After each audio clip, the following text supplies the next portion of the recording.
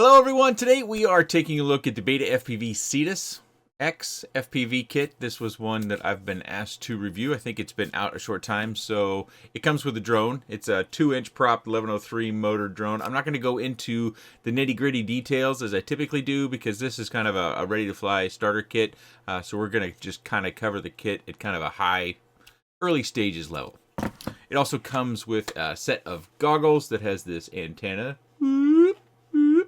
It does have a DVR, which is a good upgrade. I think that's nice. One thing you should know about the goggles is that if you're a glasses wearer, unless your glasses are really narrow, they're probably not going to fit inside there. We'll kind of measure the inside a little bit later. I'll give you a camera shot of what it looks like so you can tell the reception on the goggles in my space.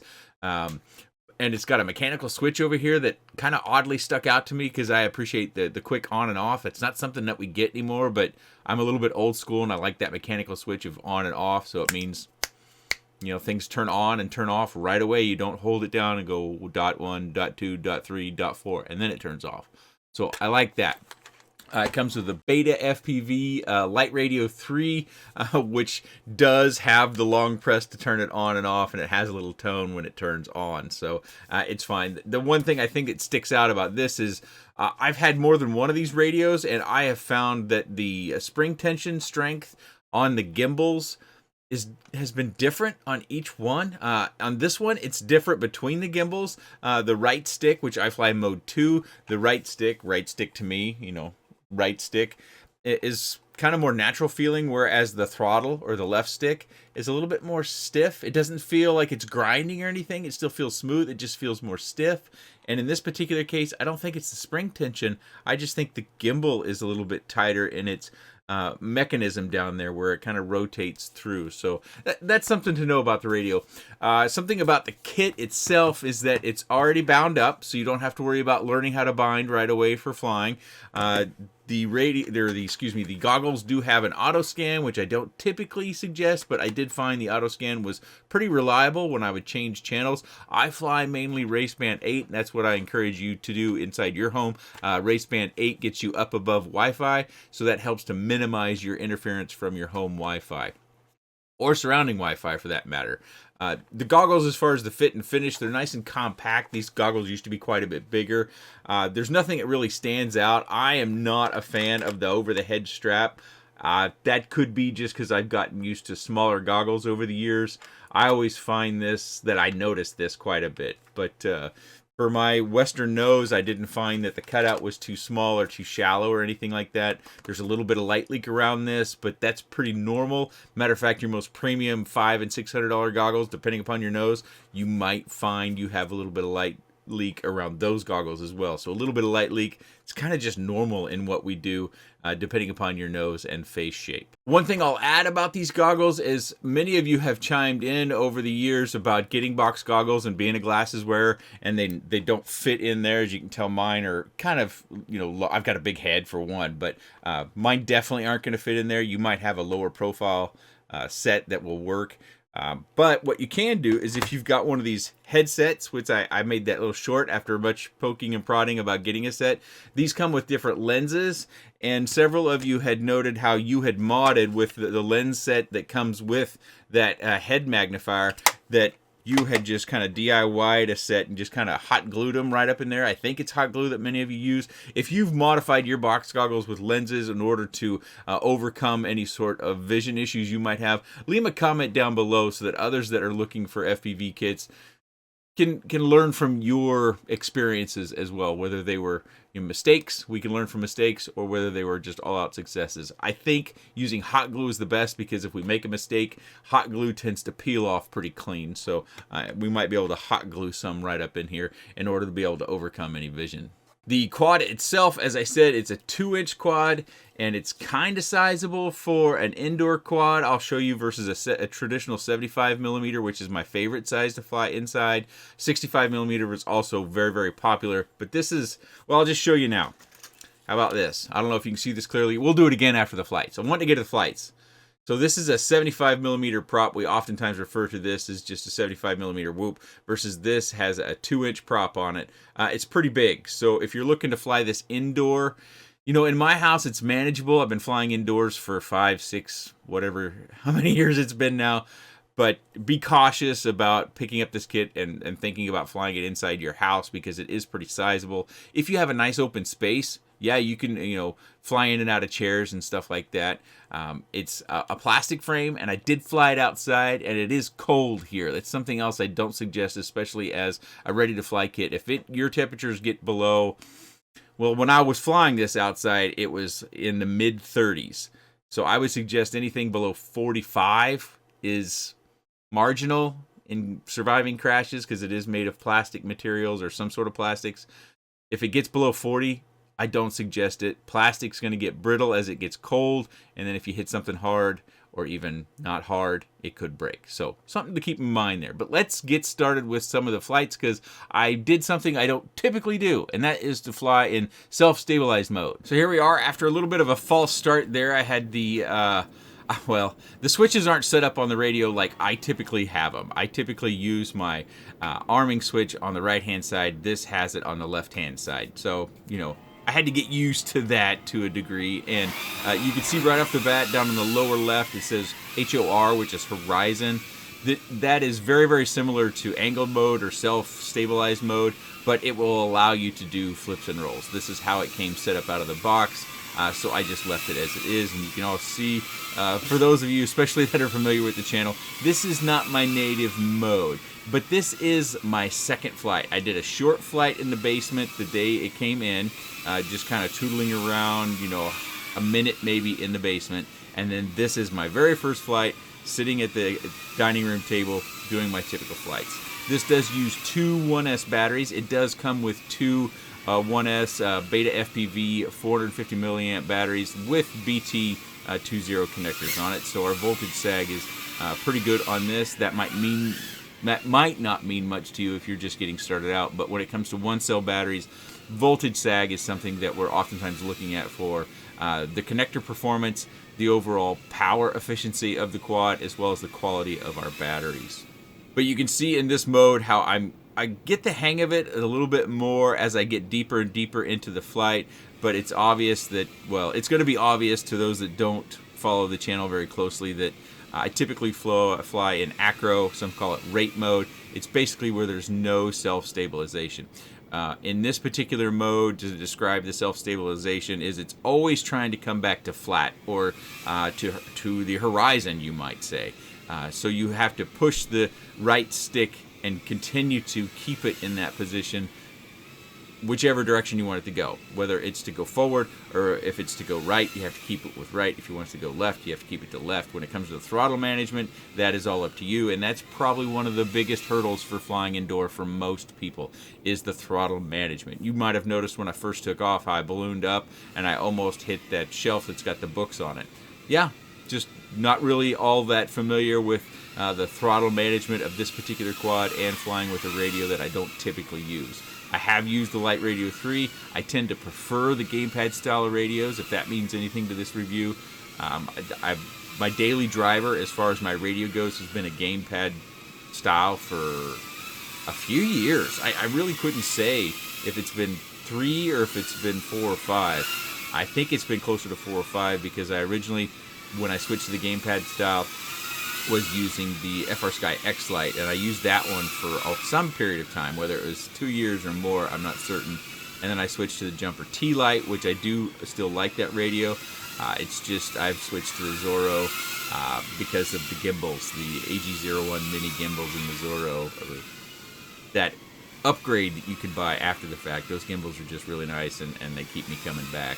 Battery life on that radio is kind of short for most people. Doesn't tend to upset me too much, but at any rate, going on and on about this Light Radio 3, this is Express LRS. Again, if you're not familiar with Express LRS, this is one of those subjects that it's an open source project where a bunch of guys just like you who enjoy FPV, who happen to be software engineers or engineers in their day jobs, have taken on and making this new protocol.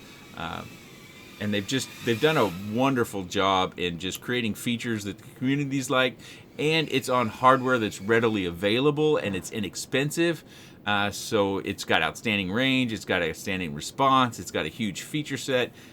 The downside to Express LRS is it does have a flashing component to it, which can be a knowledge hurdle at first, and I think most people who have gotten started on Express LRS probably experienced some form of frustration, whether it was minor or major, and then as you got used to it a time or two, probably it becomes second nature and just part of your quad setup. You can see we've got some flashing here. I am using the goggles, which I can't see very clearly, which helps to make me, or helps me make an excuse for why my flying isn't great. But I did want to give the goggles an actual shot. These are slightly different than the previous BetaFPV goggles I've used. I think they're VR002s, which were the ones that did not have a DVR and they did not have the movable antenna. You can see there in the lower left, we've got 4 minutes and 30-some seconds of flight time.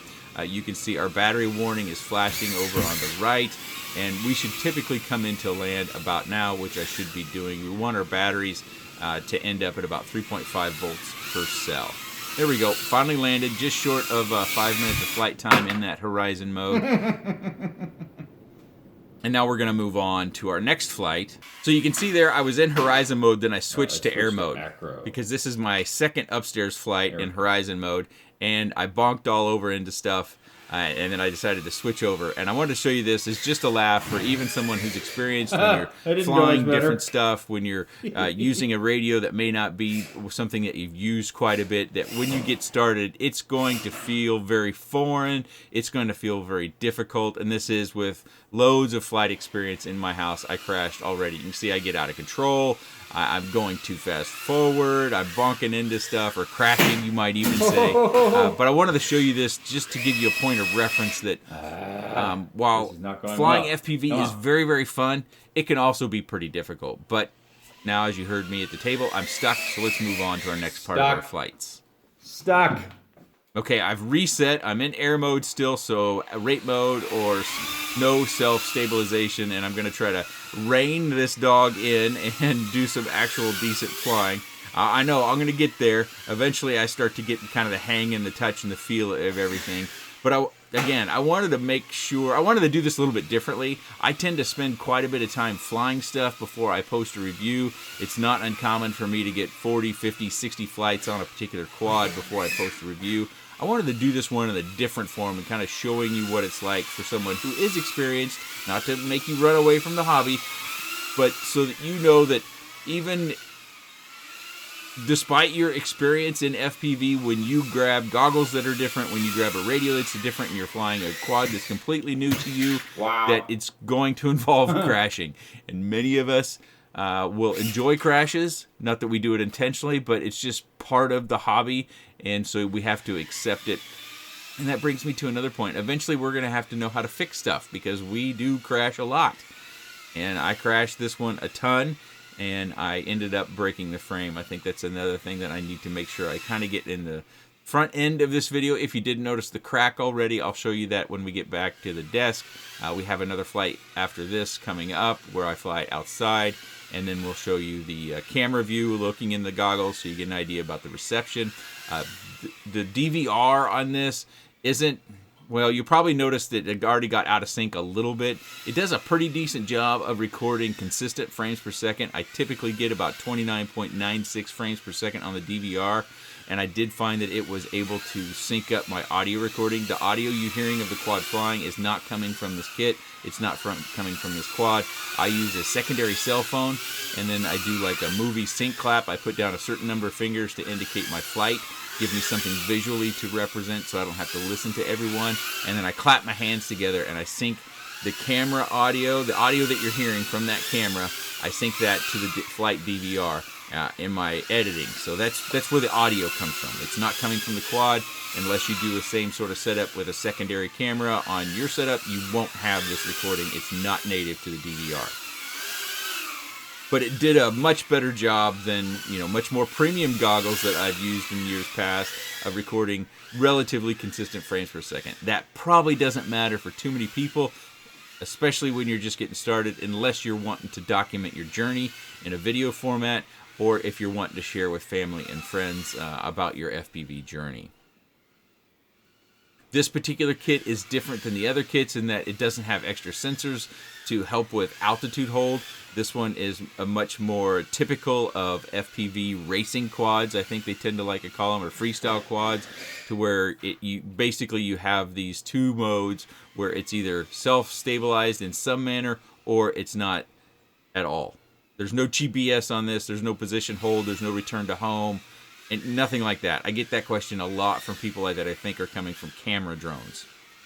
Hopefully that flight that we just are looking at here, we get 3 minutes and 30-some seconds, flying much more aggressively, gives you some idea of someone with experience and how the quad flies and how it sounds and how I'm able to handle it. Again, using a radio that I'm not familiar with, but I wasn't using the box goggles anymore. And I've crashed and fallen on the floor.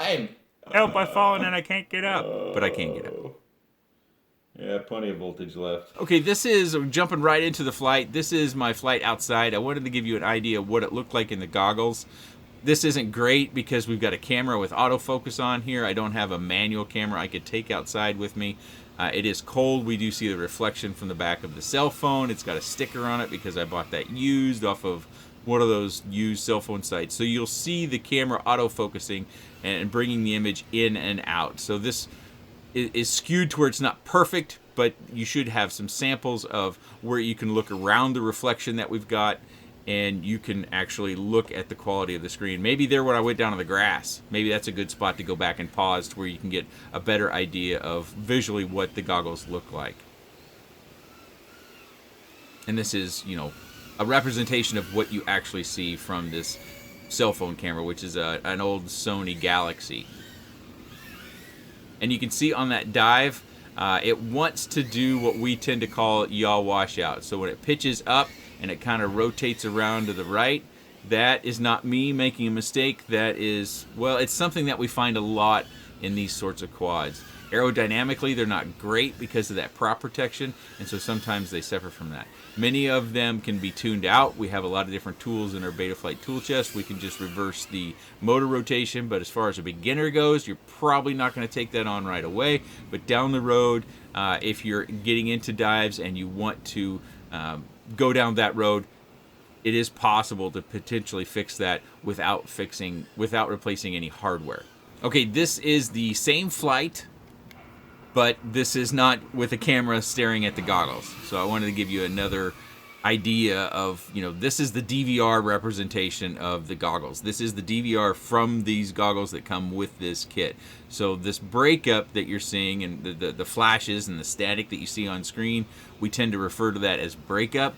That is pretty common in analog quads. It can be predominant, it can be minor, it really depends, but I think one thing that most veterans would agree upon is that when we look at the DVR recording, the breakup or the static is much more noticeable than it is actually in the goggles. So when you see that breakup, that static, those lines, the flashing, it's much less noticeable when you're in the goggles, probably because we're focusing on flying, as well as the image that we're looking at on screen is actually probably bigger, unless you're watching it on a cell phone, than what we have in the goggles when we're looking at it. So that will kind of exaggerate those things.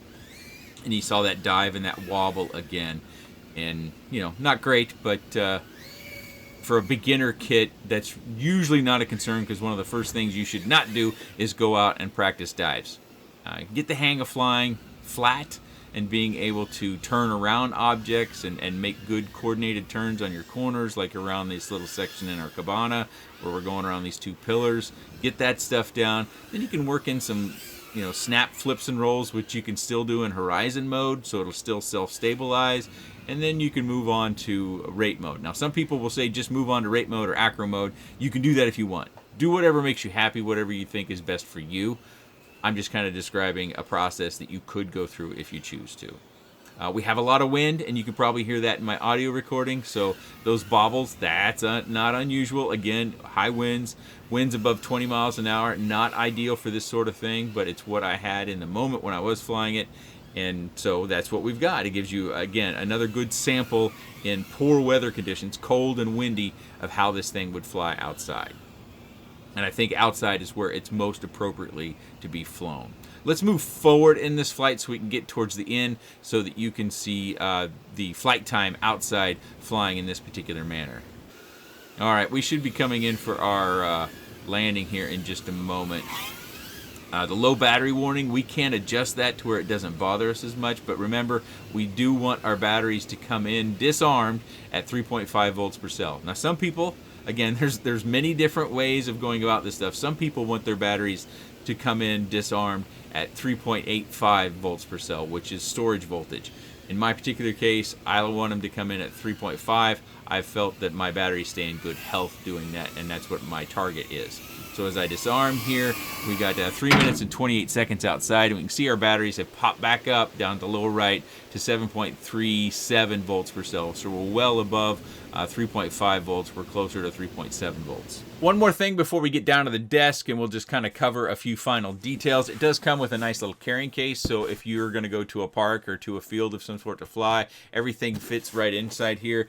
We've got some accessories that it comes with as well. Everything that you really need to get started flying, and it's all come neatly in this kit. We even get gimbal protectors, which look like they're 3D printed, but they're not. There's some sort of rubberized mold, so that protects the stick ends on your radio to keep those from getting damaged in any way. Say somebody sits on your case, should help a little bit. If they're a big heavy person, probably not. Hopefully big heavy people don't sit on your box. They'll feel the nice premium materials. They won't sit on it. Let's get down to the desk. We'll cover a few final details, and then we'll wrap up. Here on the desk, I think we need to start with the radio. We've got a neck lanyard here. We long press this in order to get it to turn on. We get this little tone, and then it's ready to go. Of course, lights around that as well. It's the standard Light Radio 3 that they've been selling here for a little while now, and I talked about the sticks already, but a few final details. We've got a little bind button that you'd press with a pen or something over there, and then we've got, you don't have to use that with this kit. It's already bound up, so no worries about that. That would be for binding other quads. Say you bought another Whoop of some sort and you wanted to fly Express LRS, which this does come in Express LRS, which is the receiver protocol, and you wanted to bind to that, you could do that between flashing and using the bind button down here. USB-C for charging, as well as running on an FPV simulator on a computer. We've got a trainer jack and this setup little recessed button over here. At the top, we've got our buttons. I've been flying a long time, so we didn't have these when I got started. I much prefer switches like this. I find I'm quicker on the switches and I feel more comfortable with those, but those do tend to break when you pack to fly, so buttons have become popular. It's a secondary option, but be aware that this radio does have buttons. These are 2-position buttons where you just press them down, you press them up. That's the 2 different positions. These are 3-position buttons up here. Again, the manual covers arming and disarming, which buttons do what. I'm not going to cover it here because you should have a manual with you if you have this kit. Something that does come up from time to time is, where do you put the SD card? It goes right here. It's on the left-hand side of the goggles on the antenna side. So it's spring-loaded, so you just kind of press it in there. And if you want to get it back out, you just use a fingernail or something and you just press it. Boop, it comes right out. We have venting on the side. That's pretty typical for goggles. We need some heat dissipation. This is plastic. This is not metal, despite its coloration. Here are buttons for changing channels, manipulating the contrast, the brightness, the sharpness inside the goggles. That is our DVR recording button right there. Long press the S button in order to get it to scan. I mentioned the manual already. And then USB-C over here for charging. This seems to be nothing. It's a rubberized piece that you can't really get out of there, so I don't know what purpose that hole may have had in design at some point in time. Okay, so I have one thing to show you about the quad. Yeah, I broke it. Unfortunately, with the cold weather and the fact that I crashed, well, let's take a look at the crash. So as I said, cold weather, I had that crash on the cement, kind of a worst case scenario for me in my environment, and I ended up breaking the frame. It's not broken all the way through. If you can kind of see that the crack kind of ends, at least it does. It might go all the way through. It's kind of hard for me to see it here, but we've got another crack right up in here. Typically with something like this, we would fix that with potentially crazy glue, or a E6000, or welders. Welders is my preferred glue for quads that are prop protected like this, because welders stays pliable and flexible and sticks really well. But use whatever you like. I think what I would do in this particular case is I would use some crazy glue to get it seated firmly back together, and then I would put a thin skim coat of welders over the top to give it some durability if it were to snap loose there. Obviously, we've got adjustable camera angle. It comes pretty loose, and I left it that way. And I did notice on crashes, my camera angle would sometimes change. That's not unusual, but they have screws on each side. If you give those a quarter or half turn, that should firm up this camera to where it doesn't move nearly as much. Also, something that's kind of interesting, I believe the VTX is stuck to the back of the camera. The VTX is the video transmitter. That's how we see what the camera sees. That normally isn't stuck to the back of the camera, but this is our antenna, and you can see the UFL connector right down there. So that's our VTX has got to be right behind there. So that means if we did have to do a repair for our VTX, it should be a little bit more accessible. Speaking of accessibility, we've got these 4 screws. I believe one is underneath this QC sticker that separates the 2 halves. We have our Express LRS antenna. It's a little copper wire right here. We've got motor plugs, so if you were to need to replace a motor, no soldering there. Obviously, this piece, they also use this bottom piece on a different kit, the Cetus. I think it's the previous Cetus kit that does have the 2 sensors that help you with maintaining altitude and a little bit more of a stabilized flight. Some other damage I have to report. Yeah. This got into the props, so I'm going to have to replace this. This is a 3-pin connector so that you can use this little adapter. Excuse me while I get it. Use this little adapter, and it's a USB-C adapter to plug into your computer to connect it to BetaFlight. You can do most everything in BetaFlight through shortcut commands to get into the OSD. So both sticks in the middle, left stick full left, right stick full forward, I guess you'd call it, or full up. That gets you in the OSD, and then you can navigate around the OSD to change settings, or you connect this up with this little connector and a USB-C cable to your computer. You do have to install the BetaFlight Configurator app as well as some drivers for that, all linked on the front of the BetaFlight Configurator. So for beginners, that's probably not what you're going to want to do right away. One thing I would encourage you to do before your first flight is to get some simulator time, FPV simulators. The one that I use that is free, all you have to do is give them your email address, and I can tell you I do not get any more emails from them than I did before, and that's TinyWhoop Go. And I will link TinyWhoop Go down in the video description if you want to try a whoop simulator. Velocidrone is another one that I hear a lot of people using. You put your favorite simulator, if you're an experienced pilot, down in the comment section below. Also, you probably noted on the bottom here, we had 2 connectors for each of our BT20 BetaFPV 450 batteries. These are batteries that come with. It is fairly specific in size to these batteries. So if you buy other batteries, you may find they may or may not fit because those batteries are in there kind of tight, and their batteries are a little bit different shape and size than a lot of other batteries with the same size of milliamp, as well as being 1S and BT20. So I've got a set here off screen that are actually smaller, so they would slide around. We can use foam or electrical tape or whatever we want to increase their thickness, but just know that this battery tray is made specifically for this, and if this breaks, we're going to have to use glue to repair it because there's not much of an opportunity to put a strap through here. We can run the strap underneath here. That's not a real big piece. I'd be concerned about that breaking as well. So we're here all the way at the end, and you're probably wondering, well, what do you think of this kit? You've had many different FPV kits, and they're always really hard for me to kind of differentiate one kit from another.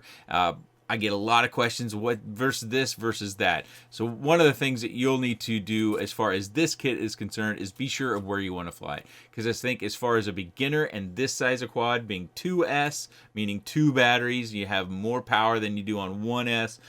Inside is going to be a challenge. Not that you can't do it, or not that you shouldn't do it.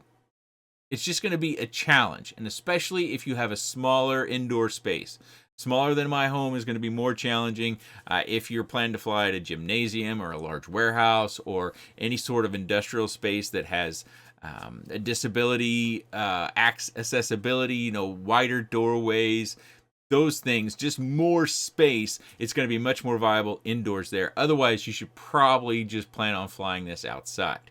Now, when you're outside and you've gotten a hang of it and you want to try to bring it inside your house, sure, why not? You've want the challenge, you want the fun, you want to move on to your next phase, your FPV journey, go for it. I'm a little bit concerned about the frame durability. I don't have a large sample about that. Again, I crashed when it was cold and it was windy and on cement. It did break, but the outdoor flight that you watched, the main portion of the outdoor flight that you watched, came after it broke. So it didn't fall apart, but it did break. Or crack. Maybe I should say crack. I showed it to you. That's the best I could do it this time.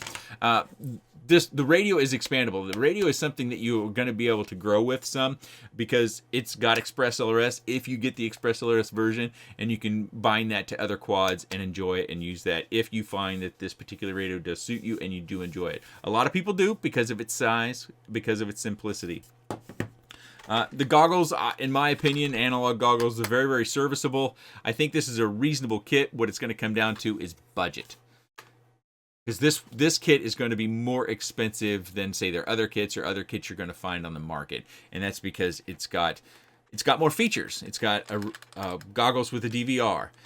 It's got a more powerful quad, a quad that's going to fly more effectively outside. Maybe it's a little bit more difficult inside, but outside it's going to fly more effectively. So, look at the price, which I'll have linked down in the video description down below. Let me look at their website here just to get some recent pricing as of the time of this recording. Right now, I see that this kit with the box and everything that came included, $285.79. That, of course, is probably a sale that they're running because of this time of year with the holidays, Christmas, and Thanksgiving here in the U.S. and New Year's and all that stuff. It's a big shopping season, and all our retailers are trying to make use of that period of time to try to get us to buy stuff. So you can save some money on this right now. It looks like it's, I can't quite read it. It's either $15 or $5 maybe. They got a line through it. I can't really make out the numbers, but I'll have a link down in the video description down below if you do want to check this out. I think it's a serviceable kit outside.